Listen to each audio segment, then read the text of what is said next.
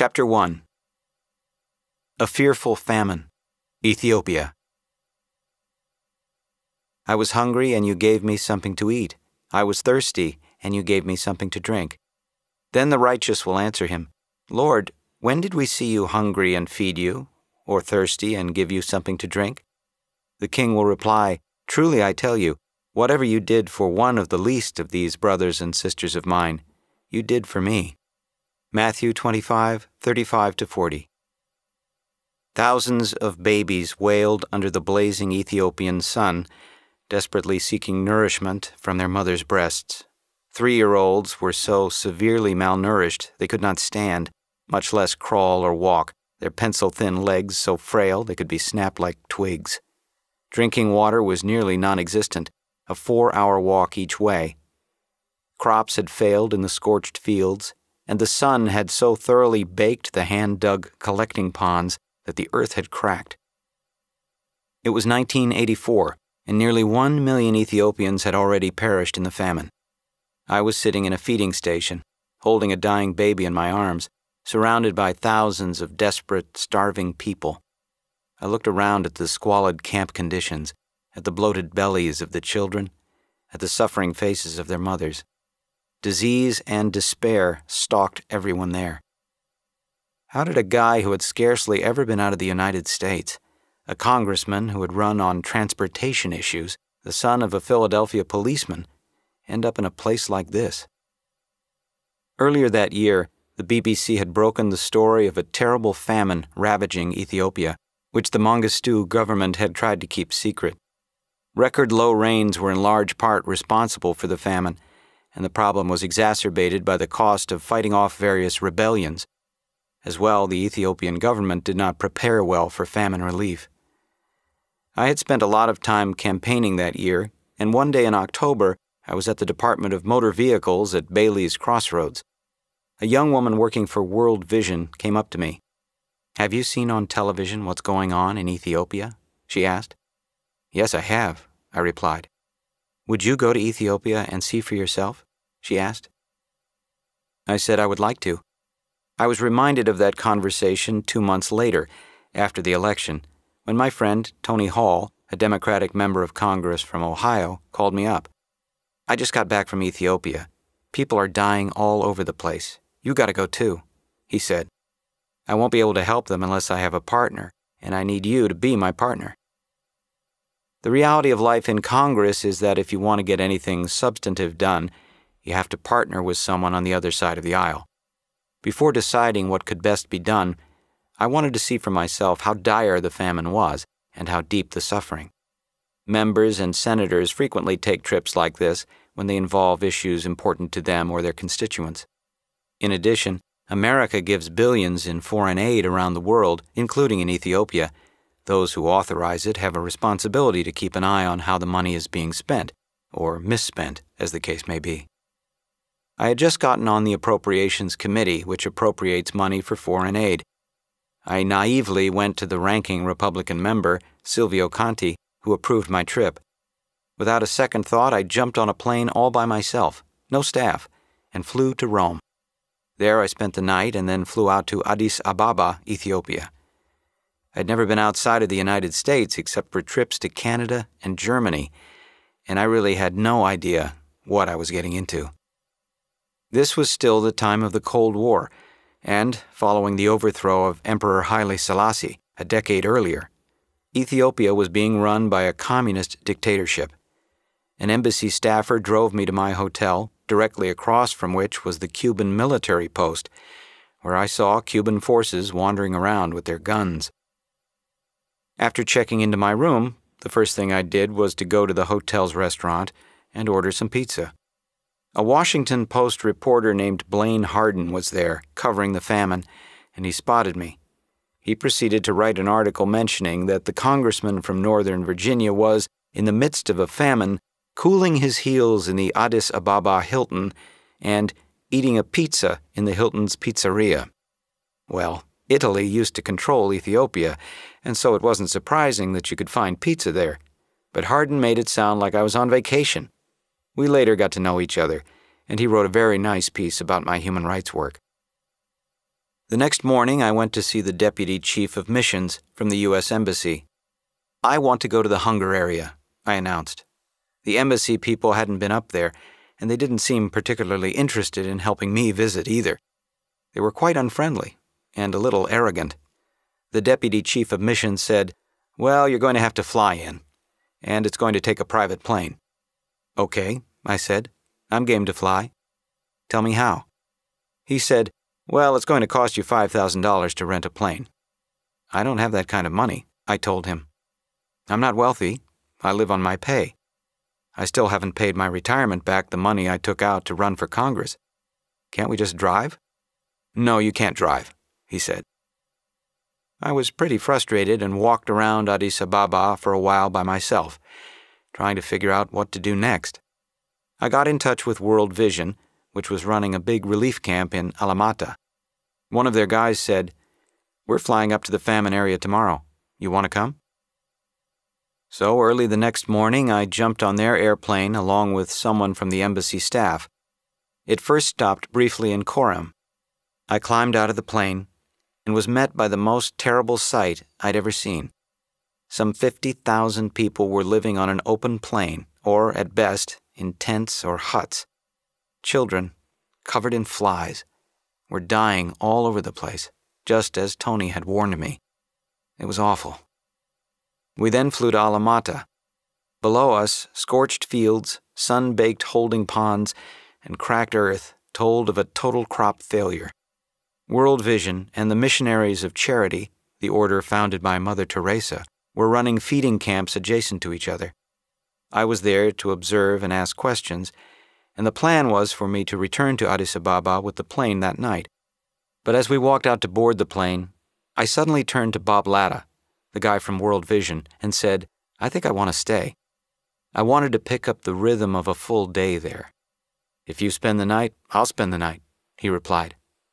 The embassy guy overheard us. "No," he said, "you can't stay." "I'm going to stay," I announced. So the plane left, and Bob and I went back into the camp, and a hospitable Ethiopian aid worker told us, "You can spend the night in my hut." That night, torrential rains poured down onto the corrugated tin roof. I thought, wow, isn't this amazing? This is great. They have a drought, and now it's raining. But I got up the next morning to see the most unbelievable sight. There was no vegetation, so the rainwater had just come down out of the hills and swirled around and made everything extremely muddy. At daybreak, I went out with a Dutch doctor named Peter, who was volunteering with World Vision. Outside the camp fence, the women were wailing, holding out babies with distended bellies, and the men who ran the World Vision camp were beating them back to keep them from overrunning it. Dr. Peter would examine the children, and if a child was really dying, and there was hope for survival, the doctor would give the mother a little paper authorizing medical treatment and entrance to the feeding camp. Because of the shortage of medical supplies and food, the doctor could treat only a limited number of children every day, nursing them back from the brink of starvation. The mothers knew this, which is why they fought so hard to get to the doctor. Many of the untreated children would probably die within a short time, as the mothers knew full well. We sorrowfully watched as aid workers dug graves for those who had died the previous night. Later that day, I helped feed the kids who were in the camp, handing them bowls filled with porridge specially formulated for their nutritional needs. I picked up one terribly emaciated little boy whose sagging, wrinkled skin bore evidence of his starvation and who was clearly close to death. I couldn't help thinking of my own 5 healthy children. It was heartbreaking. Next door at the Missionaries of Charity camp, one of the white-robed nuns came up to me and asked, "Do you want to see our generator room?" "Sure," I said. She opened the door to a hut.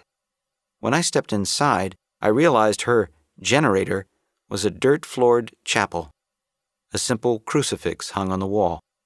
The sisters would come here every day to recharge their batteries, so to speak, in order to continue their difficult work. I had given away all my granola bars the night before because the plane was coming the next day to take me back to Addis Ababa, but because the weather turned bad, The plane didn't come after all, so I had to live on those high-calorie United Nations biscuits, which didn't taste bad. I took a lot of pictures to show people back home. Otherwise, they might not have believed how bad things were.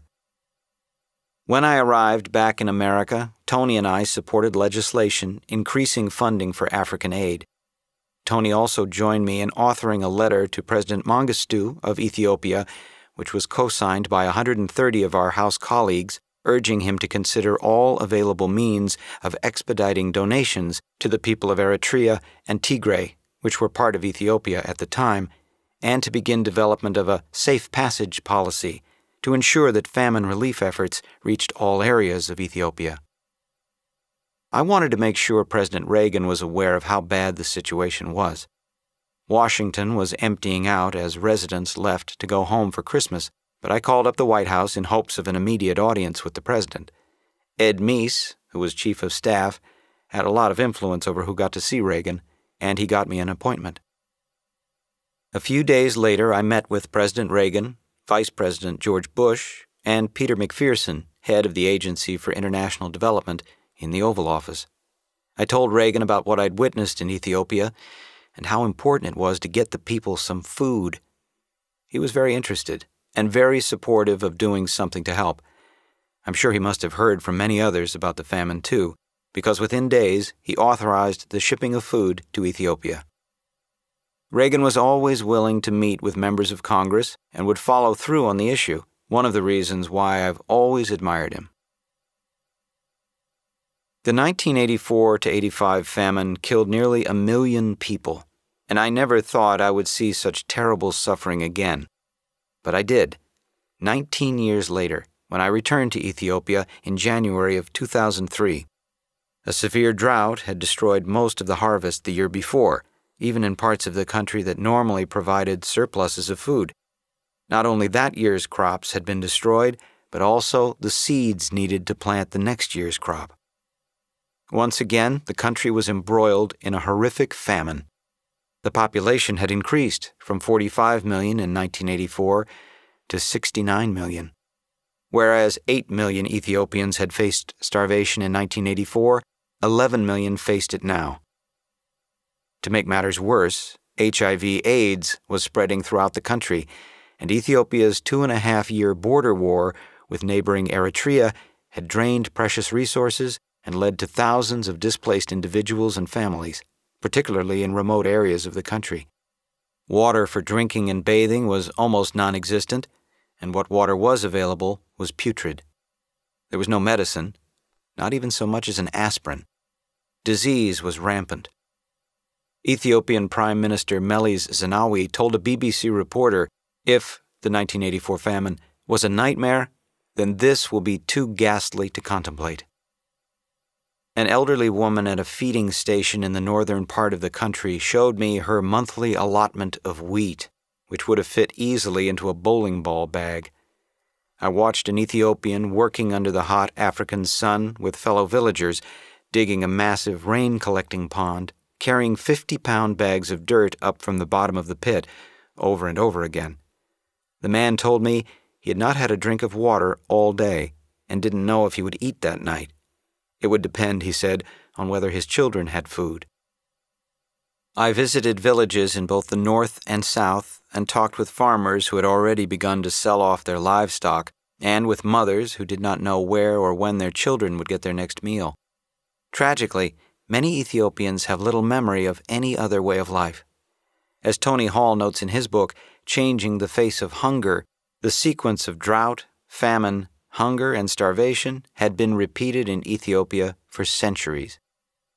I later met, along with U.S. State Department officials and NGOs, non-governmental organizations, with Prime Minister Zenawi and several relief officials in his government. The Ethiopian government's decision not to establish large feeding camps was a wise one. Such camps would only have exacerbated the crisis because they allow diseases to spread much more quickly and take people away from their homes and, albeit limited, support systems. In 1984, many families had traveled great distances to reach the camps. By the time they arrived, they were often near death. Moreover, villagers who left for the camps and somehow managed to survive had nothing to return to because they had lost their homes and sold their livestock. With each new crisis, drought, war, disease, more families became desperate, dependent on others for their welfare and their very survival. The repeated droughts made more people vulnerable to hunger and hunger-related diseases, sharply increasing the danger of outright starvation among groups that may have been able to survive previous crop failures and livestock losses. This was also a tough neighborhood, with border countries Sudan to the west and Somalia to the east, both struggling to overcome internal turmoil of their own. Refugees from each country had crossed into Ethiopia and were now living in camps. But perhaps the greatest difficulty was getting the world to respond to this humanitarian crisis. This time, nearly 2 decades after the first famine, Ethiopia's leaders were out in front trying to draw attention to the crisis. But in 2003, the world's capitals were deeply focused on the war on terror, on Iraq, and on North Korea. As I once again saw hundreds of hungry, crying children covered in flies, I wondered where the world's press, so helpful in publicizing the 1984 famine, was now. The disaster had been building since the fall of 2002, yet there had been scant mention of it in the Western media, let alone any in-depth reports. Without graphic photographs and video, foreign governments would not feel the pressure to act. Before I left for Ethiopia, a number of well-read Washingtonians looked at me quizzically when I told them where I was going. "Why?" they all asked. When I told them the country was facing another famine, rivaling the scale of the 1984 famine, they were dumbfounded. When a famine strikes, time is of the essence. A village can slip dramatically in just a matter of weeks. Many of the children I saw in January would, I knew, be dead by early February. Those who did by some miracle survive would, tragically, be severely mentally handicapped by the malnourishment. In addition to visiting Ethiopia in 2003, I also traveled to Eritrea. The situation there was not much better. Widespread crop failures were the result of the drought, and compounding the situation were the lingering effects of Eritrea's war with Ethiopia, which ended in December 2000. While nearly 200,000 refugees had been reintegrated into society following the truce, almost 10,000 were unable to return to their homes because of the presence of landmines, unexploded ordnance, security issues, or the simple fact that the infrastructure near their homes had been completely destroyed. When I returned to the States and tried to get the media to focus on the situation, one television producer told me he would not be interested in covering the story until hundreds of children were dying on a daily basis. That's exactly the kind of situation worldwide attention would prevent, a point the producer seemed to be missing. At the time, hundreds of journalists were embedded with coalition forces in Iraq, and hundreds more were scattered throughout the Persian Gulf region. But how many journalists visited the Horn of Africa? I'd be surprised if more than a handful did. It would also have been helpful if Hollywood and the music industry had taken notice. In 1985, Western rock stars raised almost $150 million for Ethiopian famine relief through their Live Aid concert. But in 2003, they were noticeably absent when the new crisis unfolded. It seemed that American news outlets were giving more attention to the dust-up involving the Baseball Hall of Fame canceling the commemoration of baseball film Bull Durham because stars Susan Sarandon and Tim Robbins were noisily opposing the war in Iraq than to the crisis in Ethiopia. While Americans tried to satisfy their insatiable appetite for reality shows, the starving people of Africa were living the ultimate reality show in the most stark and grim terms. But is not the value of an Ethiopian child the same as that of any other child in the eyes of God? In Matthew 25, we are admonished regarding our obligation to feed the hungry, to treat them as we would treat Christ himself. From August 2002 to January 2003, the United States provided approximately 430,000 metric tons of food, valued at $179 million, an amount that constituted approximately 25% of the total need. Will there ever be an end to the suffering of Ethiopians?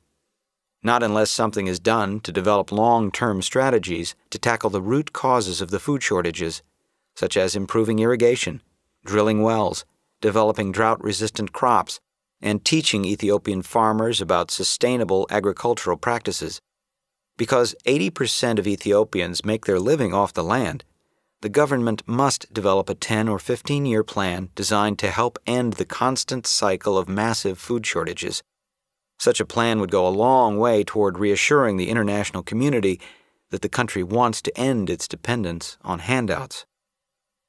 A veterinary missionary named Fred Van Gorkum, who recently returned to the U.S. after 25 years working in Ethiopia through Christian Veterinary Mission, has this to say about Ethiopia's future. The Ethiopian government has done some irrigation projects, but has little capacity to do much on its own. They need outside funding. SIM, serving in Mission Ethiopia, has an irrigation project using simple windmills manufactured in-country on the Omo River in the southwest corner of Ethiopia. SIM has also done an irrigation project on Lake Langano for a famine area, and I know that other NGOs have irrigation projects. But these are only a start. Nowhere near enough. Regarding drought-resistant crops, Van Gorkum says, "The government research station seems to me to do pretty good work. They have developed some drought-resistant sorghum that we tested in the Southwest with success. A big challenge is farmer acceptance. Subsistence farmers are not quick to risk their lives to try something that will mean they and their families starve to death if it fails. Can't blame them. We did some pilot plots. The local people were very impressed, but in the end, what was most easily acceptable to them was an improvement on their current system of survival rather than a whole new thing." Transplanted American ingenuity has also improved the lot of subsistence Ethiopian farmers. During certain times of the year, the people we worked with in southwestern Ethiopia are always reduced to eating weeds and tree leaves, Van Gorkum explained. So I introduced the moringa tree, a healthier, more palatable tree leaf, at no risk to their current survival system. It really took off. We also introduced fruit trees. I felt that they would survive and maybe even bear fruit even in years where the rainfall was insufficient for a crop of corn or sorghum. That worked well. With all the highlands in Ethiopia, many fruit trees do surprisingly well and have tons of potential. We also introduced, from other parts of Ethiopia, a type of peanut and a type of sweet potato that do well on low rainfall. That was also a success. These things all taken together, holistically, are what make a community more able to weather cycles of drought, which is why they've been nomads for hundreds of years. The Ethiopian government also should do more to help diversify its economy. Its largest export, coffee, is subject to huge price fluctuations in the world market, and its exports of hide and leather to Italy and China are simply imported back into the economy as belts and purses. The government should work to attract business that will allow these products to be made on Ethiopian soil. Ethiopia's leaders should also consider a sweeping land reform policy that would allow farmers to own their property rather than the government owning most of the country's land, a vestige of the country's socialist days. Sad to say, government-to-government foreign aid money can sometimes be a problem. According to Dead Aid author Dambisa Moyo, 97% of the Ethiopian government's budget is attributed to foreign aid, much of it from the U.S. But how much of this money actually benefits the Ethiopian people? The aftermath of the 1985 Live Aid concert illustrates how difficult it is to help the poor even when our motives are good. There were allegations by many, including Human Rights Watch, that the corrupt Ethiopian government stole much of the money that Live Aid raised. Because the same sort of thing happens with government-to-government assistance, aid has been and continues to be an unmitigated political, economic, and humanitarian disaster for most parts of the developing world, Moyo writes. The best long-term solution for Ethiopia and the rest of the developing world, Moyo maintains, is economic development, not aid. She's right. In the short term, when lives are immediately at stake from famine, the Ethiopian government should take its case to capitals around the globe, sending representatives armed with photographs of dying children to donor nations in order to put a face on the crisis. Regrettably, if they do not ask, they will not receive. The squalid condition of the refugee camps and the faces of thousands of Ethiopians begging for help are sights I will never forget. The hunger problem today is tragically not confined to Ethiopia. There are 800 million people worldwide for whom chronic hunger is a way of life and, too often, a way of death. In Africa alone, 30 million people are at risk. There are reports of widespread hunger in North Korea as well. We need to do more to refocus American attention on this issue and re-energize the global community. At stake are the lives of millions of mothers and children around the world. Had I not traveled to Ethiopia in 1984 and to Romania the following year, I would probably not have become interested in human rights. These two trips were the seeds of everything that came afterward. My concern for people suffering under China's one-child policy, for political prisoners languishing in the Soviet gulags, for Tibetans suffering under the brutal control of the Chinese government, and for Christians in Muslim countries being persecuted for their faith. What I saw and experienced in Ethiopia, and later in Romania, fully awakened me to the suffering of other people. And as both a U.S. congressman and a Christian, I knew I had to do something about it.